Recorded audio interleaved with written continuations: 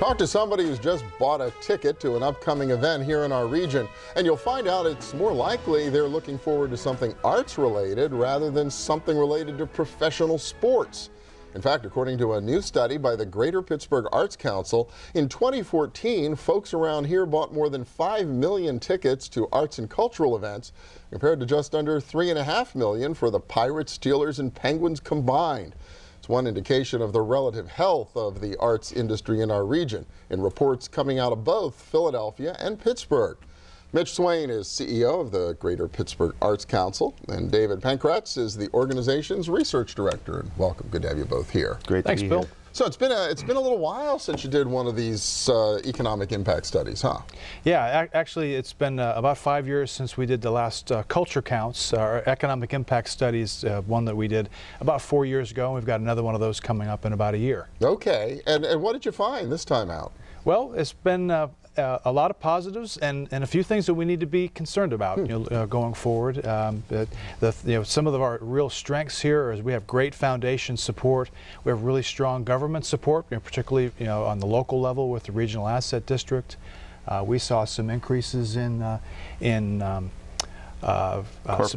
corporate giving and subscriptions, which is very interesting because in most cities are not seeing an increase in subscription buying, and people are buying at last minute. So there was a lot of positives there, and then some things that we need to be concerned about going forward, having to do with individual giving. Well, yeah, I want to come back to some of that as well. But when you talk about this sort of the scope, the scale of the impact that the arts has on our regional economy, what does it add up to?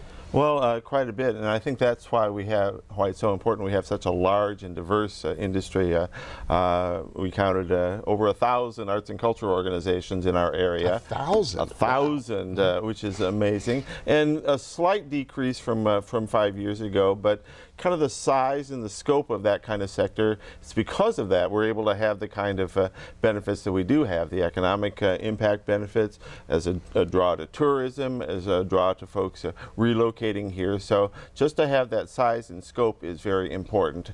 And well, and it's interesting too, you mentioned over that 5-year period, because this is coming out of the Great Recession, which had to have put a lot of stress on the industry. Yeah, and as we looked at the stress that it put on organizations, we saw a number of which closed. There was some consolidations, some mergers, and then there were some new ones that have come about in the last few years. So that was a positive. And this study, I mentioned Philadelphia at the beginning, so they were also looking across the country at sort of peer metros and organizations as well? They were, and this is all based on data called the Cultural Data Project, or Data Arts, which is a great resource to really be able to study across different locales. And so Philadelphia, the Greater Philadelphia Cultural Alliance, looked at things like attendance, like financial health and such as that, and we were invited to be a part of that study along with New York and Boston. So it was fun to be able to see how we ranked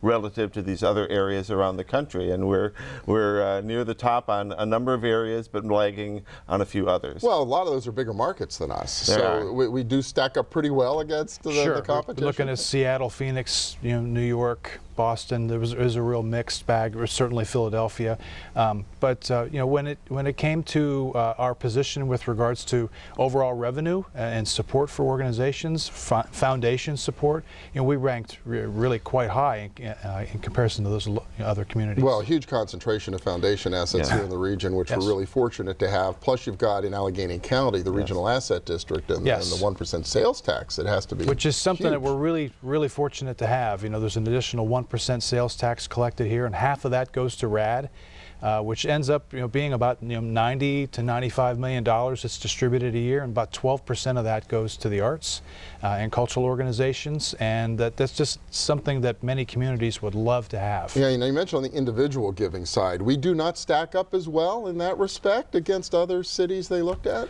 Not as well. Actually, individual giving to this set of organizations decreased quite a bit, on average about 9% over the last 4 or 5 years.